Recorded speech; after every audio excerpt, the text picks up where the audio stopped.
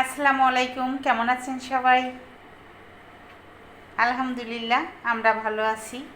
দেখেন, এই যে বাবাই সোনা হচ্ছে তার খেলনা নিয়ে ব্যস্ত। সে তার এই যে সাইকেলে উঠে বসে আছে। হ্যাঁ হ্যাঁ, সে কিন্তু অনেক কিছু এই যে বলে ফেলতেছে।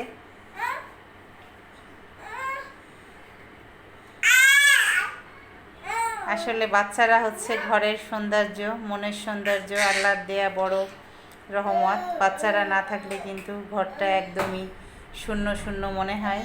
যেমন আমি আমার ঘর সারাদিনই বাবাই সোনাকে নিয়ে উজ্জ্বল থাকে। দেখেন বাবাই সোনা কত কিছু বলতেছে তার দিদিয়ার সঙ্গে।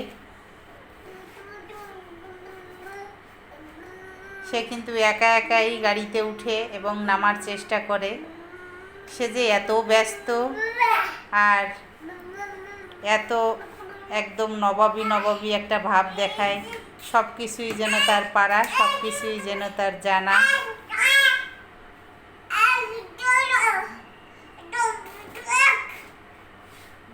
বাবাই, তুমি কি করো? হ্যাঁ, কি করো বাবাই?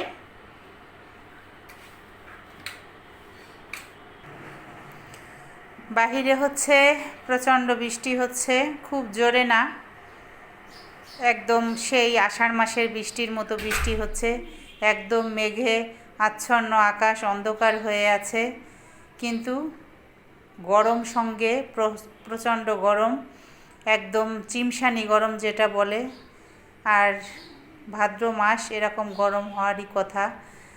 আর এই তো এই গরমে আর এই সেই বৃষ্টিতে আমার আজকের দুপুরকার মেনু যা যা আছে সেগুলো আপনাদের সঙ্গে একবার শেয়ার করে খেতে বসবো। এই যে এখানে হচ্ছে, এই যে দেখেন, সেই তো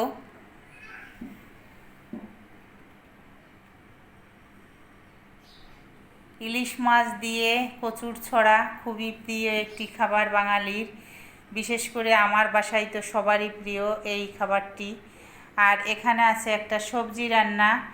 এই সবজিটা আমি হচ্ছে সরিষা আর হচ্ছে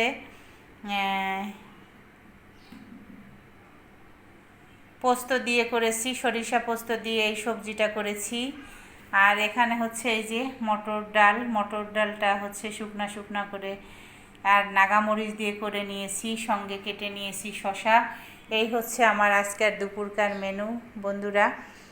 আর এই তো আজও মিম্মেদার স্কুল কলেজ ছিল সকাল থেকে। বাবাই সোনাকে নিয়ে খুবই ব্যতিব্যস্ততার ভিতর দিয়ে রান্না বান্না শেষ করলাম। এখন হচ্ছে ঝাঁঝা ক্ষুধা লেগে গেছে, আর এই পছন্দের মেনুগুলা দিয়েই হচ্ছে এখন পেট ভরে ভাত খেয়ে নিব। আর এই সবজিটা কিন্তু খুবই ভালো হয় খেতে। এখানে আছে হচ্ছে পেঁপে, তারপরে চিচিঙ্গা, আলু আর হচ্ছে বরবটি দিয়ে হচ্ছে এই সবজিটা রান্না করা। এই সবজিটা কিন্তু খেতে ভালোই লাগে। আপনারাও এভাবে সরিষা পোস্ত দিয়ে বাসায় করে খেতে পারেন। সবাই ভালো থাকবেন, সুস্থ থাকবেন। আল্লাহ হাফেজ।